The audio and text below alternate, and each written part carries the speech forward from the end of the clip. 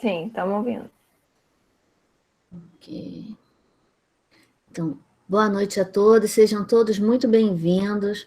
Eu sou a professora Inês Maria Menezes dos Santos, sou professora do Departamento de Enfermagem Materna Infantil da Escola de Enfermagem Alfredo Pinto, da Unirio. E estamos em mais um evento da programação Saúde da Mulher e da Criança em tempos de Covid-19. Eu preciso só passar algumas orientações para quem está entrando pela primeira vez. Quem está acompanhando os nossos eventos já sabe. É importante que vocês mantenham os microfones desligados e a câmera também, porque aí a gente fica com uma qualidade melhor e vai ter uma menor possibilidade das pessoas caírem durante a transmissão. Tá?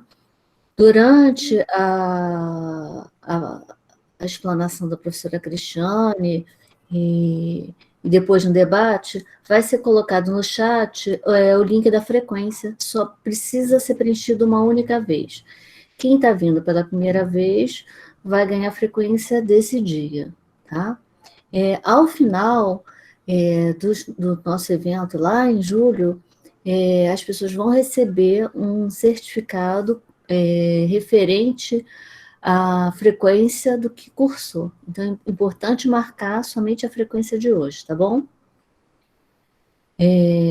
Hoje nós vamos conversar sobre o puerpério, preparo para a alta em tempos de Covid-19, e a facilitadora de hoje será a professora doutora Cristiane Rocha, que é professora do nosso Departamento de Enfermagem Materna Infantil, é vice-diretora da Escola de Enfermagem Alfredo Pinto e é especialista em obstetrícia. E para quem eu passo a palavra, e espero que tenhamos uma excelente noite. Então, boa noite a todos, sejam bem-vindos. Foi mais um dia, né, que a gente vai conversar. Eu já tinha conversado com vocês sobre contracepção, né? Então esse é um segundo momento que eu estou conversando, né? A gente já teve outros assuntos, outros temas nos outros dias, e hoje a gente tirou o dia para conversar sobre o puerpério e as orientações para alta. Então pode passar, Vanessa, por favor. Então, próximo. Então, assim, o que eu trouxe para vocês hoje foi algumas buscas sobre o que mudou no cuidado com a puérpera em tempos de Covid-19. Nós continuamos com os cuidados que a gente sempre fez no puerpério, o exame físico, de ver o fundo uterino, né, ver se ele está contraído, velóquios, orientações para as puérperas dos cuidados com o bebê. Esse cuidado a gente manteve, não teve nenhuma alteração. O que a gente vai ter de alteração é o cuidado com essa transmissão desse Covid. Então, pode passar o próximo, Vanessa, por favor. Então, a gente vai ter que ter esse cuidado de evitar o contágio e identificar e cuidar das mulheres e bebês com Covid-19. Então, o nosso papel, além do que a gente já tem dentro de um puerpério, se somou a essas duas frentes de trabalho, que é evitar esse contágio. E se a gente for ver os locais de risco de contágio para o Covid-19, o hospital ele é um local de alto risco para contágio. Então, a gente precisa conhecer e orientar as pacientes como que a gente pode minimizar esse risco. Então, a gente vai fazer isso e também a gente vai identificar e cuidar das mulheres e bebês com Covid-19. Pode passar o próximo.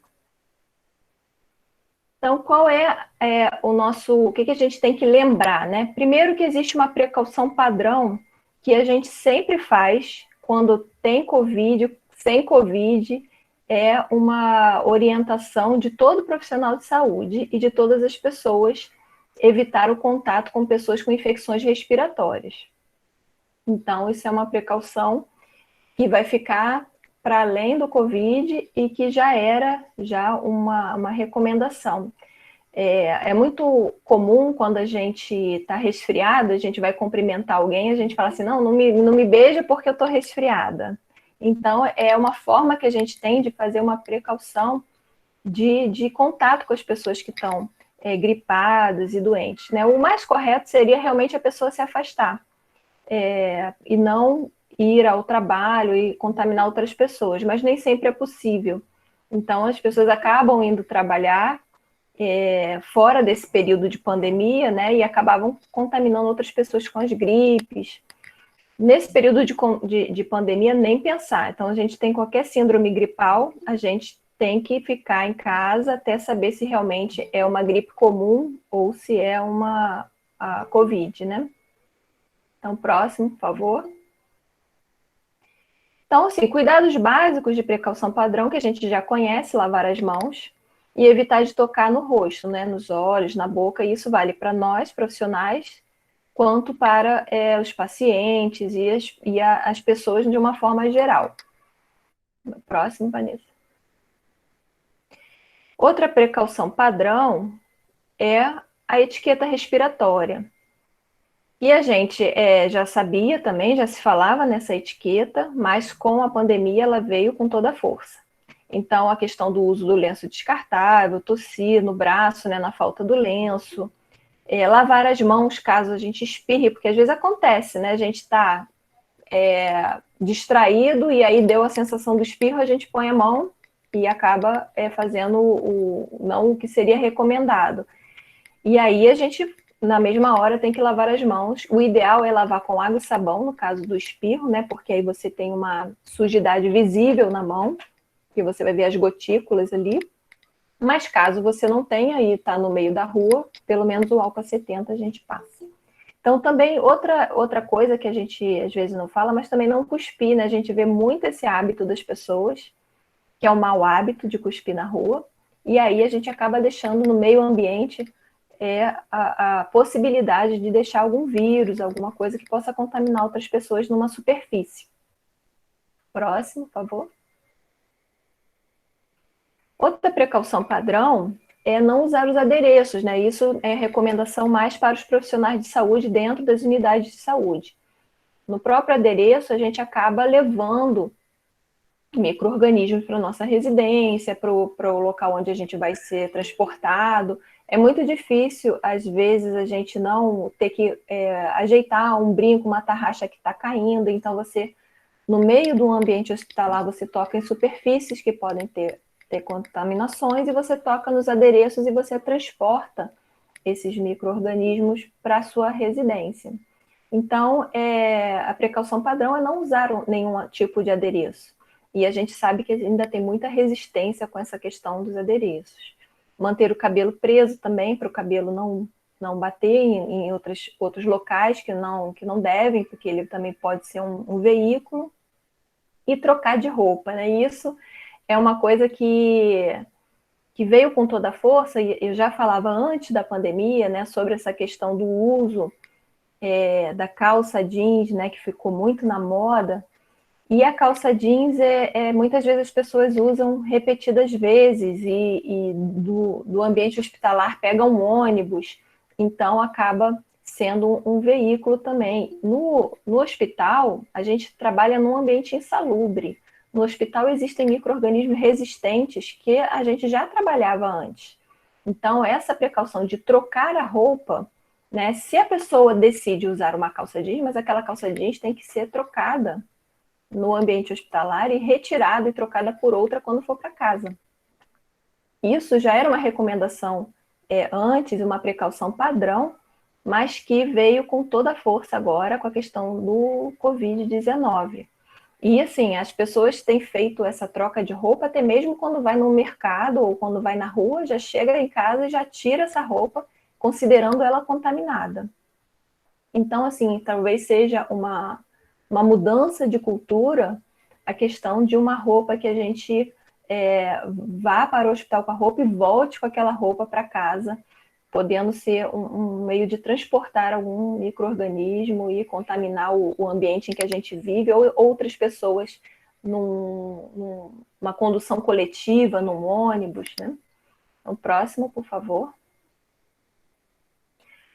Uma precaução também que a gente tem é a de contato. Então, essa também a gente é mais para os profissionais de saúde que usam as luvas, os aventais, óculos, protetor facial, touca, faz a desgermação da mão, desgermação de superfícies e materiais, né? Porque a gente sabe que os micro-organismos também se depositam nessas superfícies e eles têm uma resistência. No caso do Covid, ele pode, em algumas superfícies, ficar até por 5 dias. Então, a gente tem que fazer essa limpeza de superfícies para a questão de evitar a transmissão. Próximo, por favor. E a gente tem a precaução respiratória, e aí a gente usa as máscaras. Então, no caso do Covid-19, a gente usa a precaução de contato e a precaução respiratória. A gente usa as duas, além da padrão, né, que a gente também tem. Mas para contato com o paciente com Covid, a gente vai ter toda a paramentação de precaução de contato e respiratória. Próximo, por favor. Então, o que a gente tem que fazer nesse ambiente de puerpério, né? Sabendo dessas formas de precaução de padrão, contato respiratório, a gente vai ter que decidir alguns EPIs que a gente vai ter que usar nesse ambiente. Para o profissional, hoje, né, a gente está falando de uma coisa hoje, porque a gente sabe que tudo está sendo investigado e pesquisado. Para hoje, num ambiente em que a gente não faça nenhum procedimento em que a gente tenha um paciente confirmado ou suspeito de Covid, a gente tem usado a máscara cirúrgica o tempo todo no ambiente hospitalar. Para paciente com Covid, a gente tem usado toda a paramentação para fazer o atendimento, sendo que a máscara, se você não for produzir aerossóis, pode ser até a máscara cirúrgica. Se for produzir aerossóis, a gente tem que usar a N95, que é uma máscara mais própria, que protege mais quanto os aerossóis. Então, assim, depende de qual procedimento a gente vai fazer, o que a gente vai usar de paramentação. Na avaliação da puérpera e do acompanhante, é importante ele ter essa avaliação diária. Então, na nossa anamnese, em que a gente vai perguntar como você passou a noite, como é que está o bebê, está mamando, né? Fez xixi, fez cocô, aquelas perguntas básicas de puerpério, a gente vai ter que incluir se ele tem algum sinal ou algum sintoma gripal. Então, a gente tem que estar atento a isso e aos sinais vitais. Então, a temperatura é muito importante. E aí a gente tem visto também muito a medição da saturação. Então, incluindo como uma rotina de sinais vitais, né? Além da temperatura, pulso, respiração e PA, tem se mensurado a saturação dos pacientes. Então, é um novo modo de olhar, né, nessa questão para poder identificar o quê? Precocemente esses sinais e sintomas. Algum sinal e sintoma apareceu, a gente tem que isolar e fazer o teste. Então, é um dever, né, desse profissional estar atento e acompanhando através da anamnese diária. Próximo, por favor. E aí, teve essa suspeita, né, pela sua anamnese, vai ser solicitado o teste e também imediatamente vai ser feito um isolamento. Então, o teste pode ser para detectar o vírus, que é aquele do SWAB, ou o imunológico, que vai ser para detectar os anticorpos. Então, o que faz pelo SWAB, ele pega, né, nesses 7 primeiros dias de contaminação, ele pega. E o imunológico, a partir do 7º dia, né, depois desse 7º dia de sinais e sintomas, é que ele vai conseguir aparecer com mais eficácia no teste rápido. Então, vai depender do estágio, do tempo de sinais e sintomas que ela está, que aí o médico vai decidir qual teste que ele vai pedir. Mas, imediatamente, a enfermagem já procede ao isolamento e já comunica para a solicitação dos testes.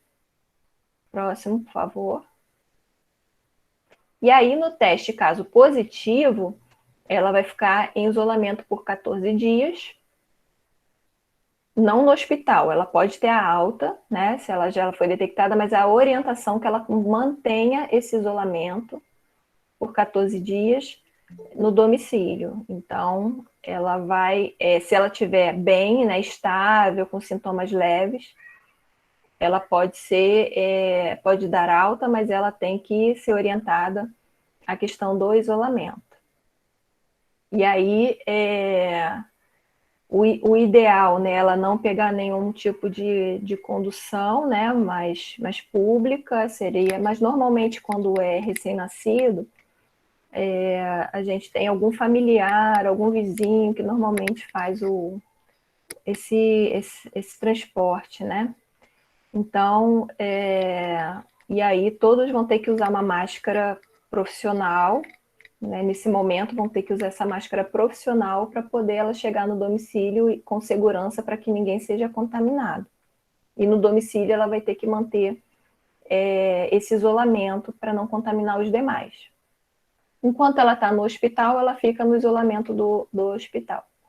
Então, a equipe deve realizar o monitoramento dessa puérpera para poder ver se vai agravar esses sinais e sintomas gripais, né? Se a saturação vai baixar de 95, se a frequência respiratória vai ficar mais do que 24 incursões respiratórias, e aí vendo sinais de agravamento.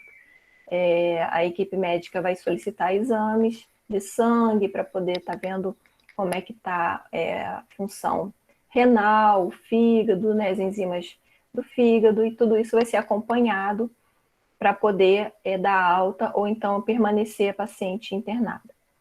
Então, a gente vai orientar, se ela não tiver, né, deu negativo, foi um sintoma gripal, mas não era COVID, deu negativo, a manutenção do isolamento social e reforçar as condutas que diminuem o risco de contaminação, lavagem das mãos, de objetos que venham na rua, o uso da máscara. Então, a gente tem que fazer essa orientação. Próximo, por favor.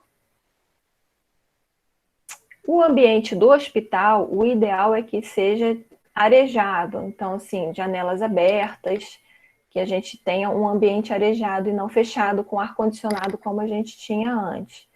No entanto, nem todo hospital tem essa possibilidade. Tem hospitais que são fechados e a gente não tem essa possibilidade. Tem a possibilidade da pressão negativa, né, que joga o ar para fora, que também não é a realidade de todos os hospitais. Então, assim, dentro de cada realidade vão acontecer as adaptações que serão necessárias. O local de isolamento, para quem for receber paciente com esse resultado, né, de COVID positivo, precisa ter esse local. O distanciamento entre leitos de 2 metros, quando a gente tem um alojamento conjunto, que é com tipo enfermaria, né, com várias camas. Então, a gente tem esse distanciamento. E tem que ter um setor de paramentação e desparamentação. Então, o setor de paramentação, ele pode ser até longe de onde está o isolamento, mas o de desparamentação tem que ficar próximo ao local do isolamento, que é para a pessoa sair do ambiente e já retirar a roupa sem contaminar nenhuma área do hospital. Então, dentro do nosso hospital universitário, nós temos 2 leitos que são mais para o fundo e que tem janela, né, que é o leito 12 e 13, e fizeram o leito 11, que é um leito próximo, desativaram ele para fazer um local de desparamentação. Então, a gente tem 2 leitos de isolamento e um próximo que foi desativado para ser o local de desparamentação. Então, foi uma adaptação para essa nova realidade que o Hospital Universitário fez. Próximo, por favor. E aí, dentro do hospital, a gente sabe que tem esse decreto municipal em que todo mundo está usando a máscara, e dentro do hospital não é diferente. As pessoas têm que usar a máscara, né, porque é um local público, né, como está aí no decreto, é um lugar público, onde tem várias pessoas. Os profissionais usam a máscara cirúrgica, e o acompanhante e a paciente, eles usam a de pano. Só que quando a gente tem uma máscara de pano, a gente sabe que no máximo ela vai durar 3 horas. E aí a gente pensa como é que essas pessoas trocam essas máscaras, como é que elas, né, elas teriam que ter umas 8 máscaras por dia. Então, em 2 dias de internação, ela teria que ter 16, né? Levando em consideração que o ideal é que o acompanhante fique do início da internação até a alta, ele não deve sair, não deve trocar. Então, a gente tem esse problema. Como é que a gente lava essas máscaras? Então, assim, e se a gente for dar as máscaras por dia para o acompanhante, seriam 6, e para gestante, para puérpera, 6 também. Então, a gente teria aí por casal 12 máscaras por dia, né, para ser trocado. Então, assim, tem que ver cada realidade de cada instituição.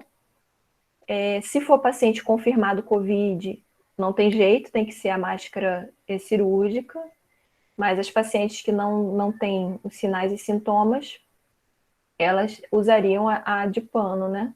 E aí, o problema todo é esse: onde higienizar, onde lavar. Então, um padrão ouro seria a instituição fornecer essa máscara para o casal nesse período que está em internação, visto que é um local de alta possibilidade de contaminação, de alto risco, né, como nós vimos naquela tabela. E aí, para a confecção de máscara caseira, existe uma nota informativa do Ministério da Saúde para dizer como que seria o padrão mínimo de qualidade, que o ideal seria de algodão. E aí, isso vem mudando muito. Tem uma hora que era no início 2 camadas, agora falam-se em 3 camadas como o ideal para a proteção. Já se falou de camadas diferentes de tecido, né? 2 de algodão e uma de cetim. Então, assim, cada hora, essa confecção de máscara caseira, por a gente não ter estudos robustos em relação a isso, cada hora a gente tem um estudo novo fazendo uma nova recomendação. Então, assim, a princípio, é isso que a gente tem, né, de que a gente use a máscara caseira para os não sintomáticos, e para os sintomáticos faça a doação das máscaras da instituição para eles usarem. Próximo.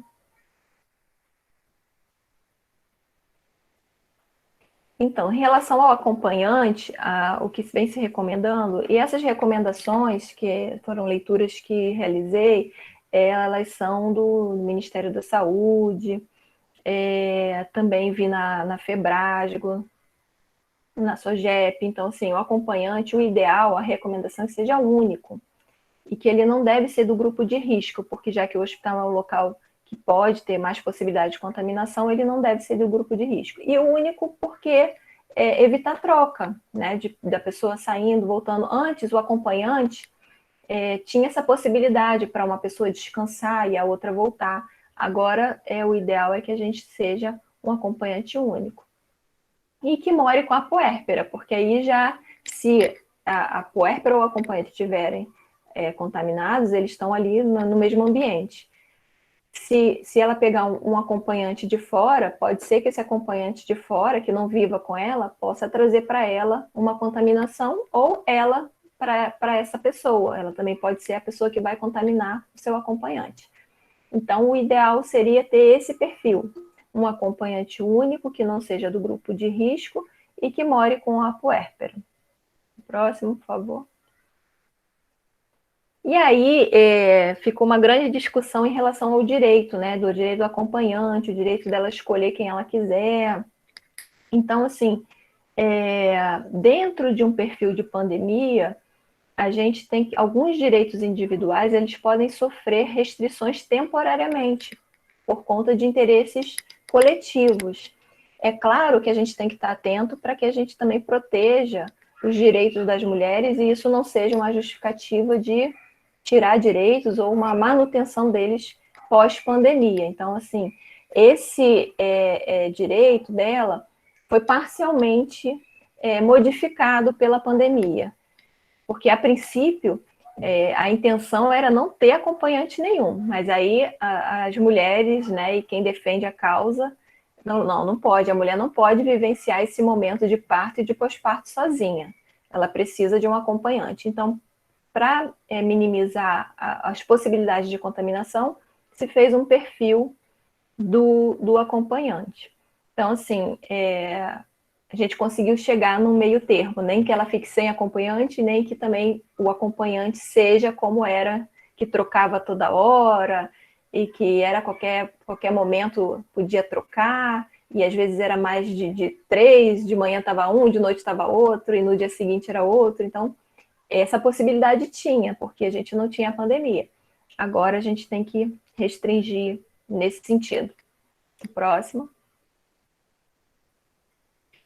Na alta hospitalar, a gente tem que estimular, né, orientar sobre a importância desse isolamento social ainda, todos os cuidados de higiene que ela precisa ter, para também evitar a contaminação por objetos, confirmar os conhecimentos que ela tem sobre os cuidados com o bebê, o cuidado com ela, então lembrar que isso não deixou de ser feito. Então, como é que cuida do umbigo, como é que faz uma higiene íntima, como é que a posição pega e ordenha na questão da amamentação. Então, tudo isso, essas orientações para alta, a gente sempre confirma e mantém. Uma coisa que está um pouco diferente é a recomendação do Ministério da Saúde de antecipar um pouco a alta. Então, assim, o parto normal, que antes a gente tinha alta em 48 horas, agora eles estão recomendando 24 para as pacientes que não têm nenhum problema. Parto cesáreo, que já era 72, agora estão recomendando 48 horas. Então, assim, mais do que nunca, a gente precisa orientar e ver se ela tem um bom conhecimento também, porque ela vai precocemente para casa. Então, a gente precisa ver se ela está bem segura e se ela tem esses conhecimentos para cuidar sozinha do seu bebê. Próximo.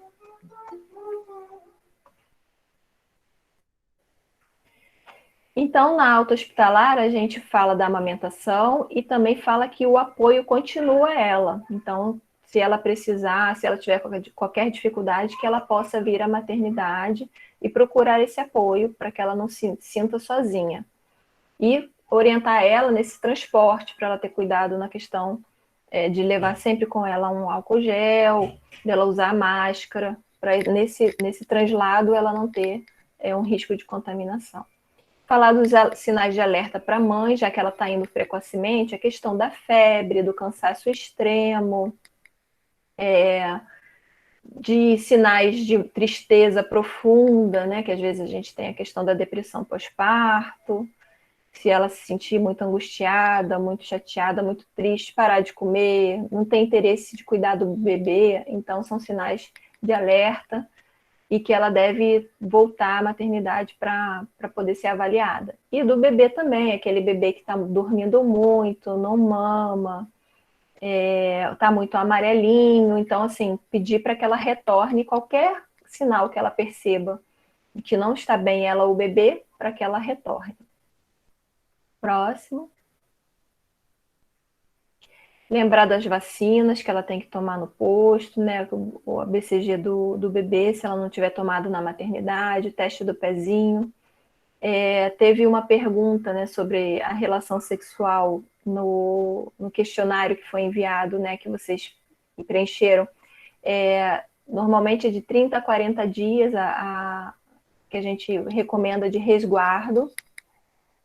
E assim, lembrando a ela, né, que esse resguardo não é porque é 30, 40 dias que às vezes ela vai se sentir preparada para isso. Então, cada casal vai ver quando que está bom para ela ter a relação sexual ou não, até porque a amamentação faz a vagina ficar mais ressecada, o interesse sexual é menor, já que o estrogênio e a progesterona estão em baixa.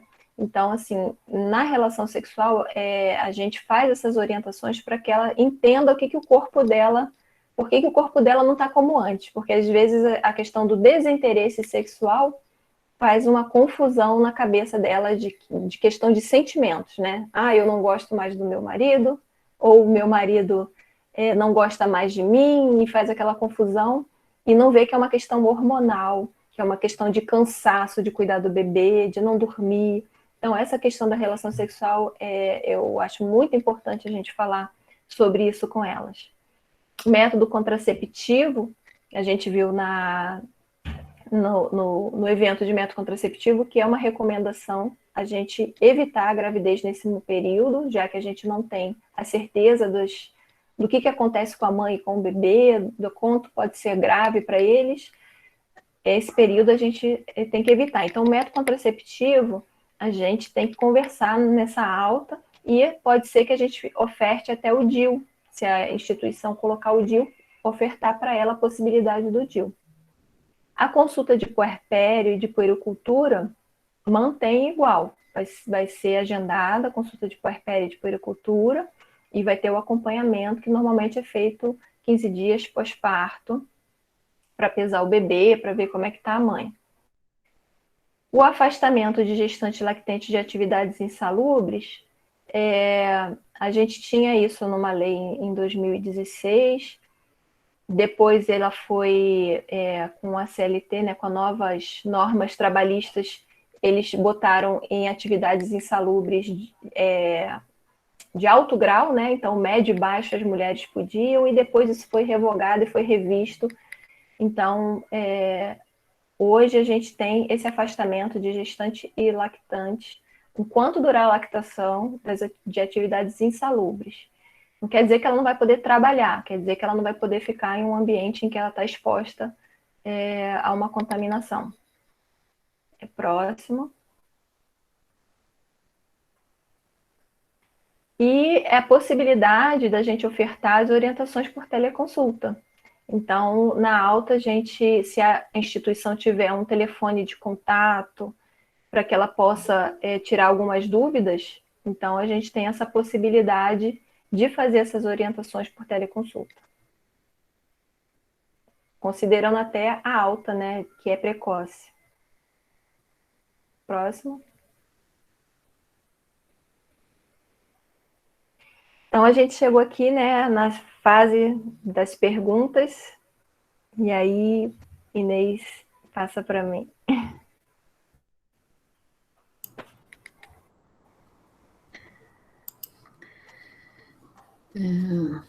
Então, temos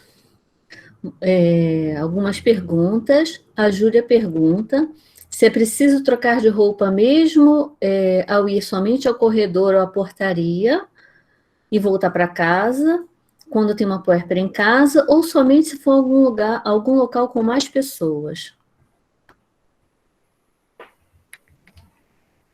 Olha, isso é uma pergunta, porque assim, se você vai na portaria, né, vai pegar algum objeto, você não encostou em nada, né, você pegou o objeto, voltou, de repente, às vezes, desce para pegar alguma coisa. Se você não encosta em nada, você até conseguiu manter sua roupa limpa, mas se você deu uma encostadinha no seu elevador, encostou no muro para esperar o objeto chegar, aí você acaba fazendo com que sua roupa possa ter pego alguma coisa nesses ambientes, né?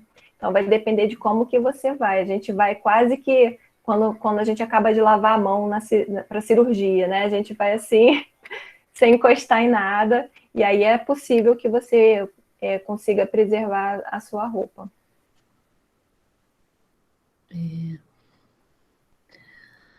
A Sônia, embora tenha dito que as respostas foram dadas durante a sua fala, mas assim mesmo eu vou falar porque pode ser dúvida que não tenha ficado esclarecido para algumas pessoas, né? Uhum. O retorno de revisão da puérpera e avaliação do recém-nascido. Nós vamos ter um dia só para o recém-nascido, né? Mas continua no mesmo intervalo? Sim, continua no mesmo intervalo, eles continuam sendo avaliados. Agora,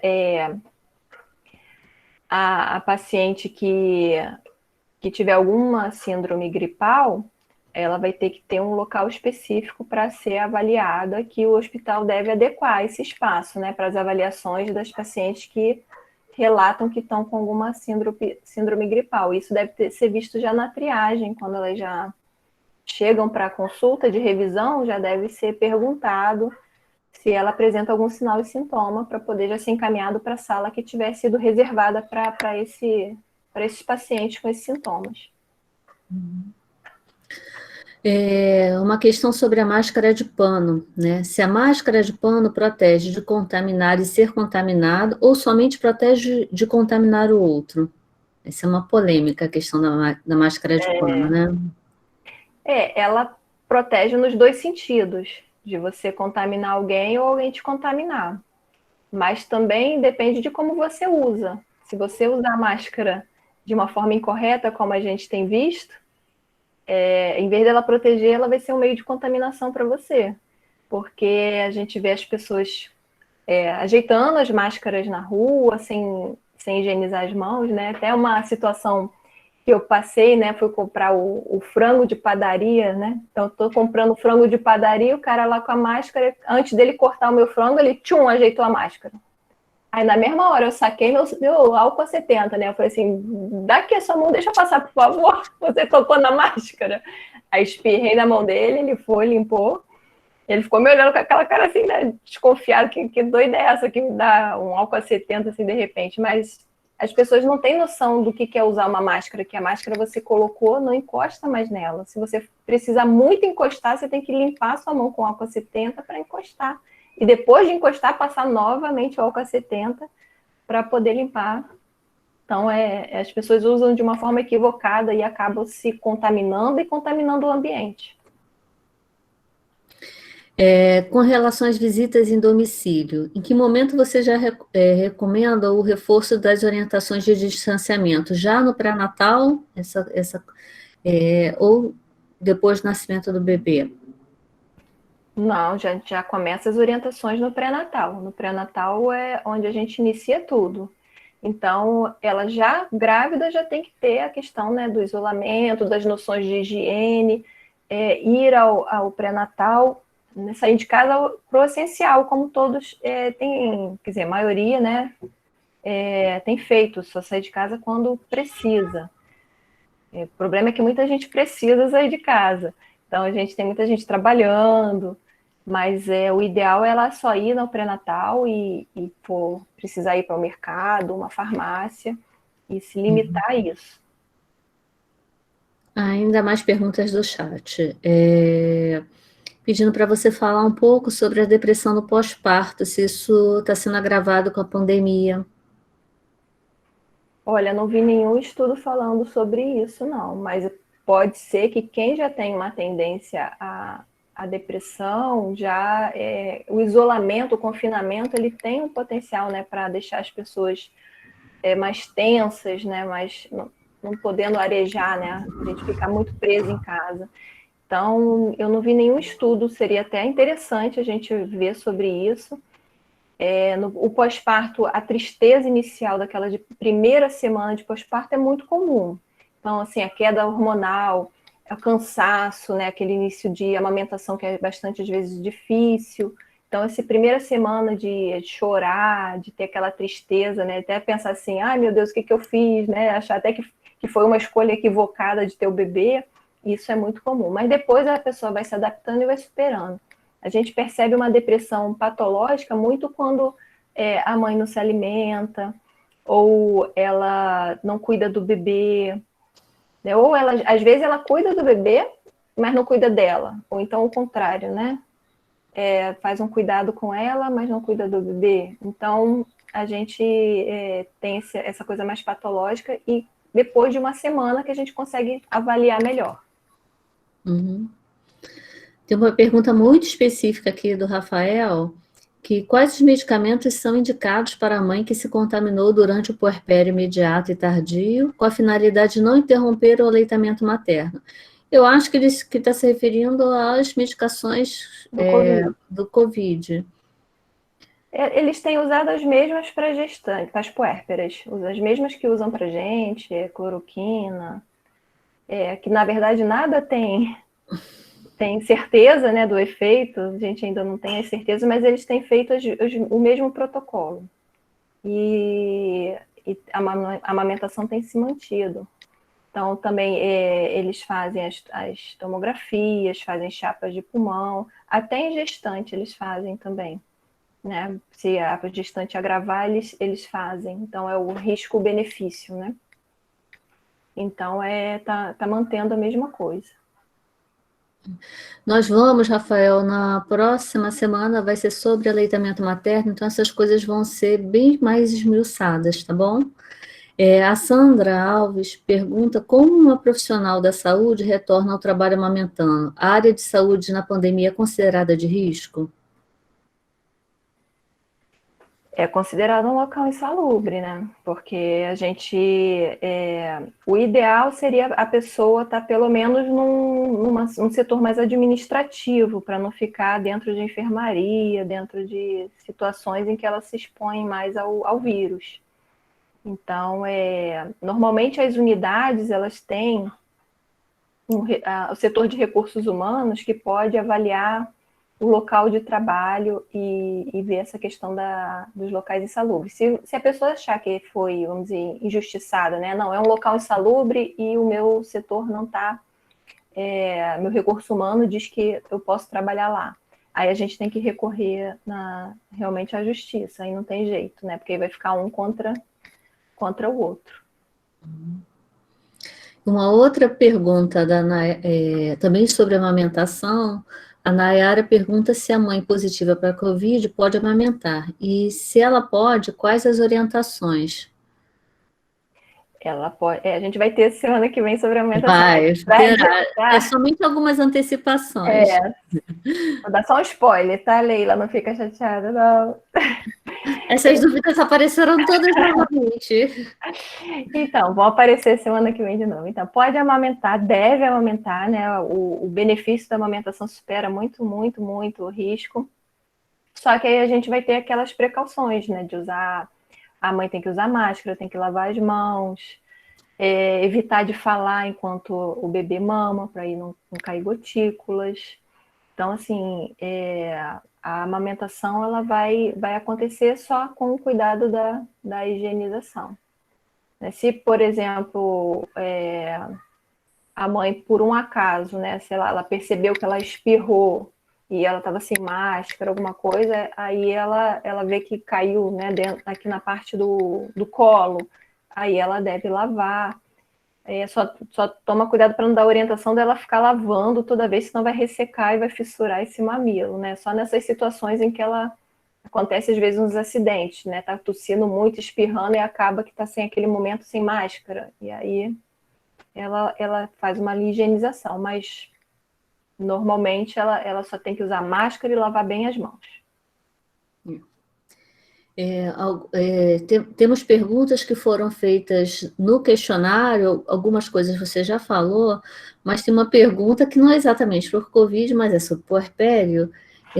Até quando a mulher é considerada puérpera?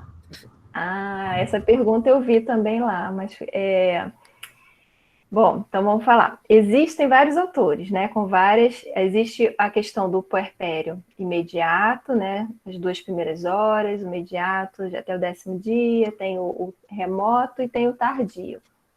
Remoto entre 30 a 40 dias e o tardio depois. Para alguns, só vai até os 40 e poucos dias, para alguns autores. Para outros, a gente tem o puerpério remoto, que pode ser 5 anos, 6 anos, porque é a volta do corpo da mulher ao estado anterior à gestação. Então, a mama lactante, ela ainda não voltou, né, ao estado anterior da gestação. Então, assim, depende do autor que você vai seguir. Então, é uma coisa que, para concurso, por exemplo, cada um tem que ver a referência para poder ver qual que vai seguir a questão do término desse puerpério. Então, assim, não tem uma resposta única, né? Tem várias classificações de acordo com autores. Parte, até você já falou, mas é para reforçar quais os parâmetros que a puérpera deve estar para receber alta, né? A gente está tendo uma precocidade, o Ministério está recomendando uma antecipação da alta, mas então era bom reforçar isso. Para antecipação de alta, os exames, por exemplo, tem que sair logo, né? Tipo sanguíneo do bebê, da mãe. Se ela não tiver feito pré-natal, aí é um outro problema, porque a gente vai ter que ver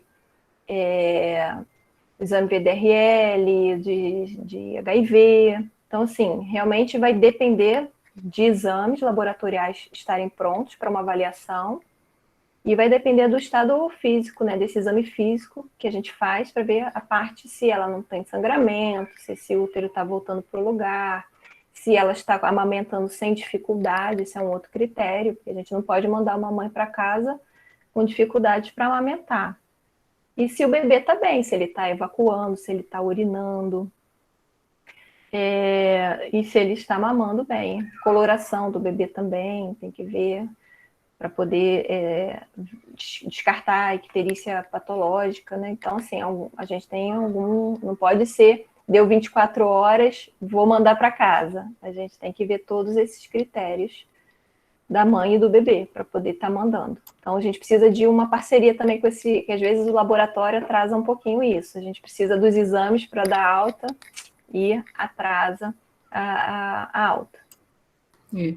Eu estou vendo uma pergunta aqui, um comentário do Rafael dizendo que a alta em 24 horas é estranha. É porque, de certa forma, assim, depende muito... Estou eu me metendo na resposta da Cris, né? Isso aí, Inês, pode falar. Mas depende muito do cenário que você está, né? Porque aqui a gente hospitaliza muito a questão do parto. Em outros lugares, você tem realmente uma alta precoce. Por que a gente, às vezes, posterga uma alta desse binômio? Não é, na verdade, às vezes, pela mãe, mas pelo bebê, né? Você vai esperar o bebê abrir um quadro de icterícia, porque ele... um bebê saudável, ele pode apresentar icterícia neonatal. A gente vai falar algumas coisinhas disso dia 24, mas é só para antecipar. E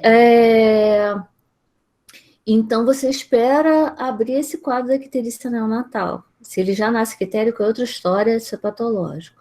Então, o que vai acontecer nessa alta precoce é ter a garantia que a mãe possa retornar com o bebê para ser avaliado. Então, a alta precoce implica em que você tenha um sistema que possa avaliar a mãe ou o bebê se tiver alguma intercorrência de início.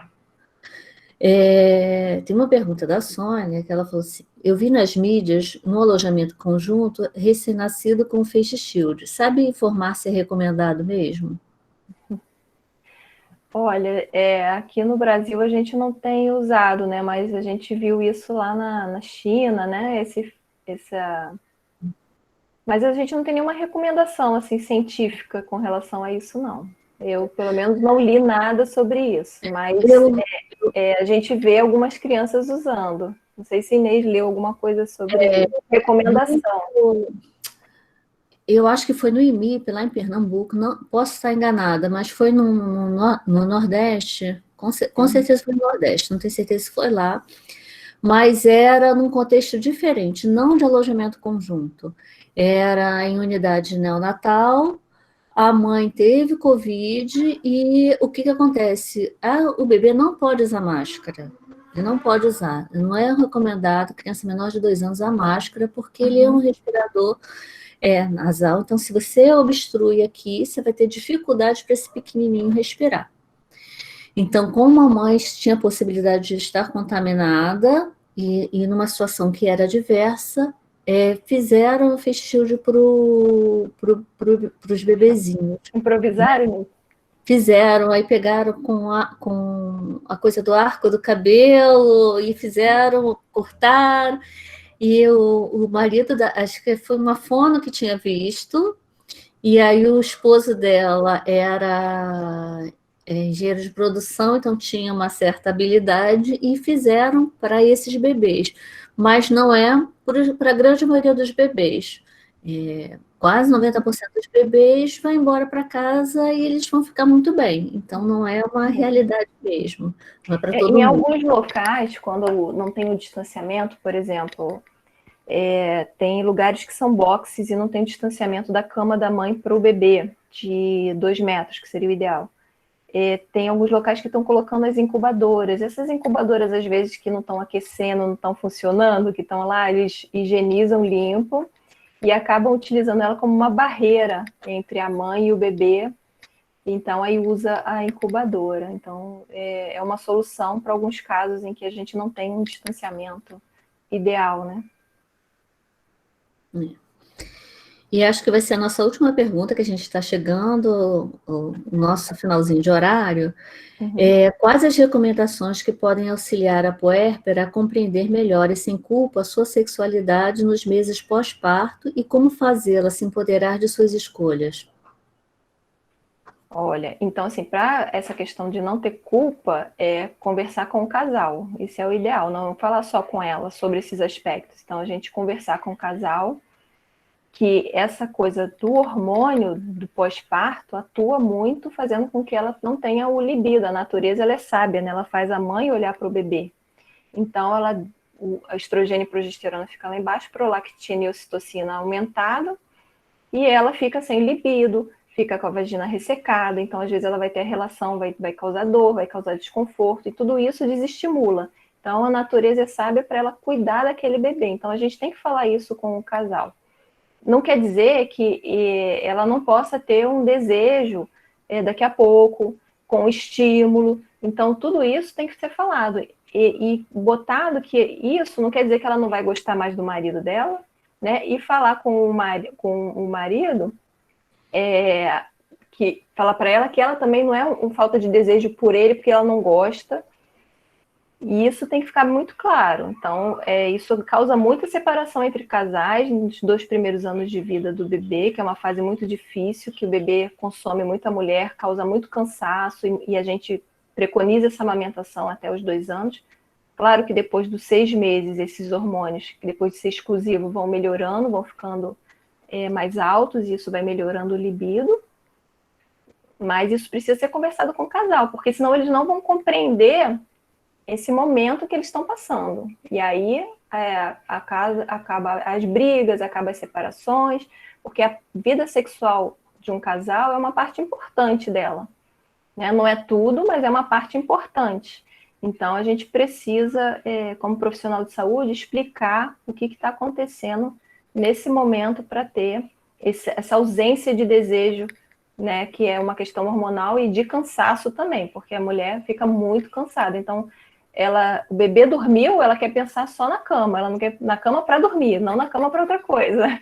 Então, é uma questão de conversar com os dois, e aí fazer os dois entenderem a situação. Bem, as nossas perguntas se encerraram, né? E a gente está... Pode passar a próxima, Vanessa. Aí. Então, aqui a nossa hashtag Lute como uma enfermeira, né, Inês?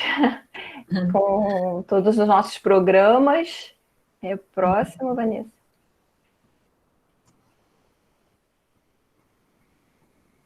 Algumas referências que foram usadas, né, do Ministério.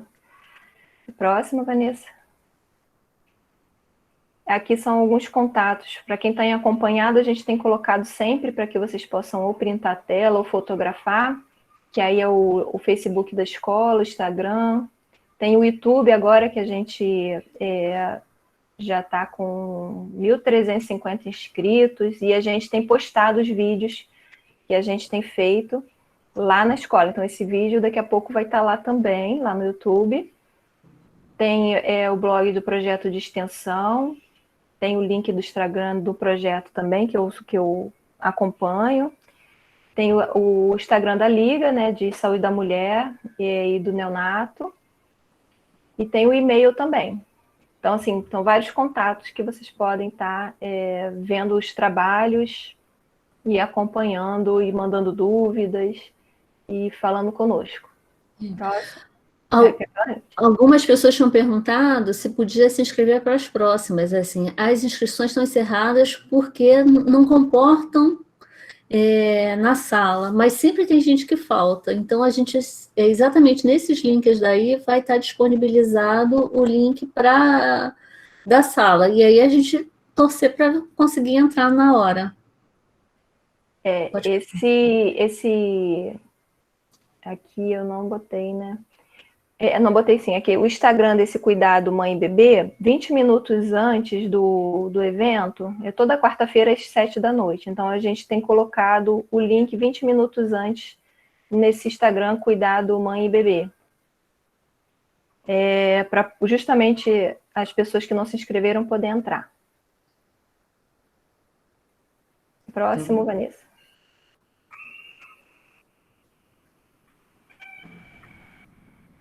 Então, pela atenção de vocês, muito obrigada por participarem. Inês, pode encerrar aí. Então, eu quero agradecer a direção da Escola de Enfermagem Alfredo Pinto, na pessoa da professora Sônia Regina, do professor Fernando Porto, que representa aqui a diretoria de Extensão e Cultura, aos professores do Departamento Materno-Infantil, né, que a gente resolveu fazer essa empreitada. Começamos a pensar em um evento e quando vimos, montamos uma programação de mais de 2 meses, então, e vocês vão, quem quiser acompanhar, vai fazer um curso, né? As nossas monitoras, Ana Carolina Rodegueri, Isabela Pinheiro, Sandy Valim, a bolsista Sandy Valim e a mestranda enfermeira Vanessa Gross. Nós esperamos vocês no nosso próximo encontro, no dia 17, então sempre às quartas-feiras, às 19 horas, e o próximo tema, como eu já tinha falado, e a gente deu alguns spoilers, mas a professora Leila vai aprofundar nessas temáticas, é a amamentação em tempos de Covid. A gente quer que vocês se cuidem, fiquem em casa quem puder, e eu quero aproveitar que a gente tem